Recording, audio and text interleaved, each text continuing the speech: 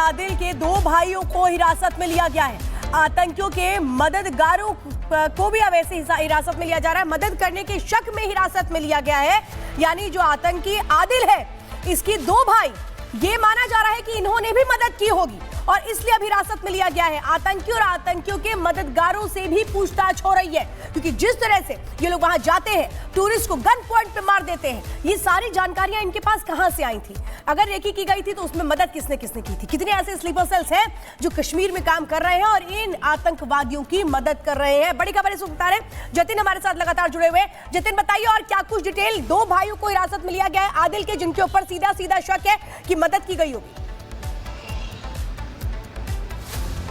आज बिल्कुल देखिए, दोनों भाइयों को हिरासत में लिया गया और दोनों को ही ओवरग्राउंड वर्कर्स होने के शक के बिना पर हिरासत में लिया गया और पूछताछ में जो भी वो चीजें बता रहे हैं उसी को लेकर तमाम जो सुरक्षा एजेंसीज हैं वो इस पूरे मामले में कॉर्डन ऑफ करके ये अपना ऑपरेशन जो है वो चला रही है। हमने अनंतनाग की तस्वीर देखी, हमने त्राल की तस्वीर देखी, हमने उरी की तस्वीर देखी, हमने बारामूला की तस्वीरें देखी। जहां जहां ऑपरेशन चल रहा है वो इसी ओवरग्राउंड वर्कर्स जो है, जो लश्कर अपने हैंडल के तौर पर इस्तेमाल करता है, इन सभी लोगों को पकड़ा जा रहा है। शुरुआत में जब आतंकी हमला हुआ उसके बाद से तकरीबन 1000 ऐसे लोग अलग अलग डिस्ट्रिक्ट में, अलग अलग पुलिस स्टेशन में चिन्हित थे, उन सभी को डिटेन किया गया। पूछताछ करके तमाम लीड निकाली गई और जब लीड्स मिली तो इन तीन बड़े नामों का जिक्र सामने आया, आसिफ, आदिल और एक और। इन तीनों के स्केच जारी किए और अब जब इनके घर पे पुलिस पहुंचती है, सिक्योरिटी फोर्सेस पहुंचती है, तो आईईडी ब्लास्ट मिला। सवाल वही खड़ा हो रहा है कि एक तरफ आतंकी हमले को अंजाम दिया गया, दूसरी तरफ घर में आईईडी बम क्यों था। सबसे बड़ी बात ये, और जब फोर्सेस दोनों ही जगह पहुंची, दोनों ही जगह काले रंग का बक्सा मिला और उस बक्से के अंदर आईईडी बम मिला। प्लानिंग और आगे की थी जतिन, जिस तरह से आप बड़ी इंफॉर्मेशन दे रहे हैं कि आईडी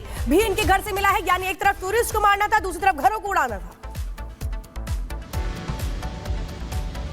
बिल्कुल प्लानिंग थी, कॉन्स्पिरेसी थी, साजिश थी और ये शुरुआत से ही, चाहे वो सिक्योरिटी फोर्सेस हो, एडमिनिस्ट्रेशन हो, वो इस बात को बोल रहे हैं। शुरुआत से ये बात बिल्कुल तय थी कि पहलगाम की रैकी की गई। अप्रैल के पहले ही हफ्ते में 1 तारीख से लेकर 7 तारीख तक रैकी की गई और होटलों की जानकारी जुटाई गई। ये भी पता किया गया कि किस डेट पर सबसे ज्यादा बुकिंग है, जो टूरिस्ट स्पॉट है जिसको मिनी स्विट्जरलैंड बोला जाता है, वहां पर कितनी संख्या में लोग किस तारीख को सबसे ज्यादा होंगे और उसी का इंतजार किया गया। और जब वो तारीख 23 तारीख हुई और उसके बाद की तस्वीरें सबने देखी कि कैसे हमास के स्टाइल में जो एक तरीके से पर्यटक थे उन पर हमला किया गया। पॉइंट ब्लैंक रेंज से जो फायरिंग है वो की गई, माथे पर, गले पर और पीछे की तरफ। जिस तरीके से हमास के तमाम वीडियोस हम इससे पहले देखते थे कि वो किस तरीके से यहूदियों को टारगेट करते थे। बिल्कुल जतिन, यानी कि पैटर्न सेम था। इजराइल में जो 7 जुलाई की तारीख थी जब हमास ने हमला किया था और जो पहलगाम में हमला हुआ है 22 अप्रैल 2025 को, उसका पैटर्न बिल्कुल सेम है। आतंकी आदिल के दो भाइयों को हिरासत में लिया गया है। आतंकियों के मददगारों को भी अब ऐसे हिरासत में लिया जा रहा है। मदद करने के शक में हिरासत में लिया गया है। यानी जो आतंकी आदिल है, इसकी दो भाई, ये माना जा रहा है कि इन्होंने भी मदद की होगी और इसलिए अब हिरासत में लिया गया है। आतंकी और आतंकियों के मददगारों से भी पूछताछ हो रही है, क्योंकि जिस तरह से ये लोग वहां जाते हैं, टूरिस्ट को गन पॉइंट पे मार देते हैं, ये सारी जानकारियां इनके पास कहां से आई थी, अगर रेकी की गई थी तो उसमें मदद किसने किसने की थी, कितने ऐसे स्लीपर सेल्स हैं जो कश्मीर में काम कर रहे हैं और इन आतंकवादियों की मदद कर रहे हैं। बड़ी खबर इस वक्त बता रहे हैं जतिन हमारे साथ लगातार जुड़े हुए। जतिन, बताइए और क्या कुछ डिटेल। दो भाइयों को हिरासत में लिया गया है आदिल के, जिनके ऊपर सीधा सीधा शक है कि मदद की गई होगी। आज बिल्कुल देखिए, दोनों भाइयों को हिरासत में लिया गया और दोनों को ही ओवरग्राउंड वर्कर्स होने के शक के बिना पर हिरासत में लिया गया और पूछताछ में जो भी वो चीजें बता रहे हैं उसी को लेकर तमाम जो सुरक्षा एजेंसीज हैं वो इस पूरे मामले में कॉर्डन ऑफ करके ये अपना ऑपरेशन जो है वो चला रही है। हमने अनंतनाग की तस्वीर देखी, हमने त्राल की तस्वीर देखी, हमने उरी की तस्वीर देखी, हमने बारामूला की तस्वीरें देखी। जहां जहां ऑपरेशन चल रहा है वो इसी ओवरग्राउंड वर्कर्स जो है, जो लश्कर अपने हैंडल के तौर पर इस्तेमाल करता है, इन सभी लोगों को पकड़ा जा रहा है। शुरुआत में जब आतंकी हमला हुआ उसके बाद से तकरीबन 1000 ऐसे लोग अलग अलग डिस्ट्रिक्ट में, अलग अलग पुलिस स्टेशन में चिन्हित थे, उन सभी को डिटेन किया गया। पूछताछ करके तमाम लीड निकाली गई और जब लीड्स मिली तो इन तीन बड़े नामों का जिक्र सामने आया, आसिफ, आदिल और एक और। इन तीनों के स्केच जारी किए और अब जब इनके घर पे पुलिस पहुंचती है, सिक्योरिटी फोर्सेस पहुंचती है, तो आईईडी ब्लास्ट मिला। सवाल वही खड़ा हो रहा है कि एक तरफ आतंकी हमले को अंजाम दिया गया, दूसरी तरफ घर में आईईडी बम क्यों था। सबसे बड़ी बात ये, और जब फोर्सेस दोनों ही जगह पहुंची, दोनों ही जगह काले रंग का बक्सा मिला और उस बक्से के अंदर आईईडी बम मिला। प्लानिंग और आगे की थी जतिन, जिस तरह से आप बड़ी इंफॉर्मेशन दे रहे हैं कि आईडी भी इनके घर से मिला है, यानी एक तरफ टूरिस्ट को मारना था, दूसरी तरफ घरों को उड़ाना था।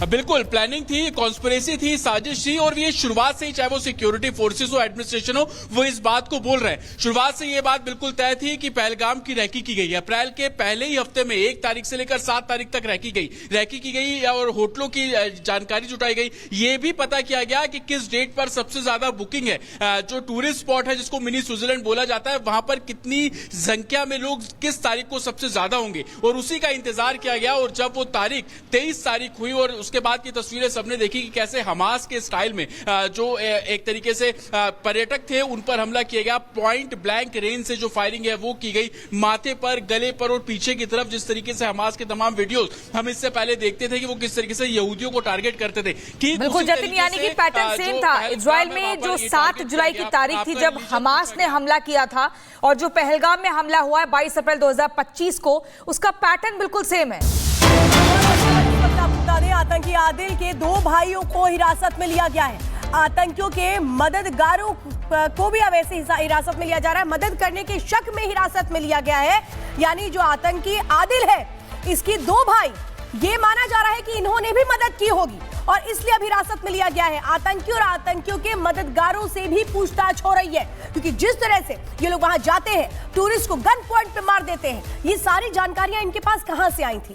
अगर रेकी की गई थी तो उसमें मदद किसने किसने की थी? कितने ऐसे स्लीपर सेल्स हैं जो कश्मीर में काम कर रहे हैं और इन आतंकवादियों की मदद कर रहे हैं? बड़ी खबर इस वक्त बता रहे हैं जतिन हमारे साथ लगातार जुड़े हुए। जतिन बताइए और क्या कुछ डिटेल? 2 भाइयों को हिरासत में लिया गया है आदिल के, जिनके ऊपर सीधा सीधा शक है कि मदद की गई होगी।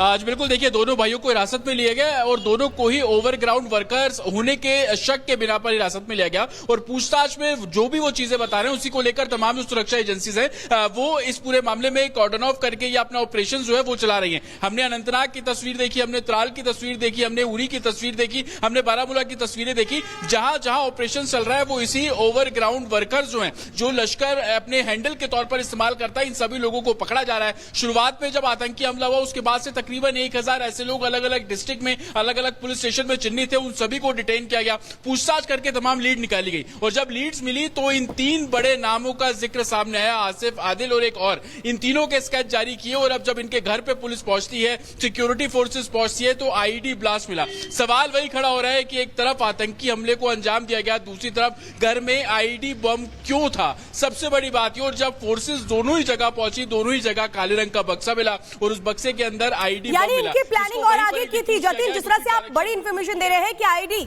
भी इनके घर से मिला है, यानी एक तरफ टूरिस्ट को मारना था, दूसरी तरफ घरों को उड़ाना था। बिल्कुल प्लानिंग थी, कॉन्स्पिरेसी थी, साजिश थी और ये शुरुआत से ही, चाहे वो सिक्योरिटी फोर्सेस हो, एडमिनिस्ट्रेशन हो, वो इस बात को बोल रहे हैं। शुरुआत से ये बात बिल्कुल तय थी कि पहलगाम की रैकी की गई। अप्रैल के पहले ही हफ्ते में 1 तारीख से लेकर 7 तारीख तक रैकी की गई और होटलों की जानकारी जुटाई गई। ये भी पता किया गया कि किस डेट पर सबसे ज्यादा बुकिंग है।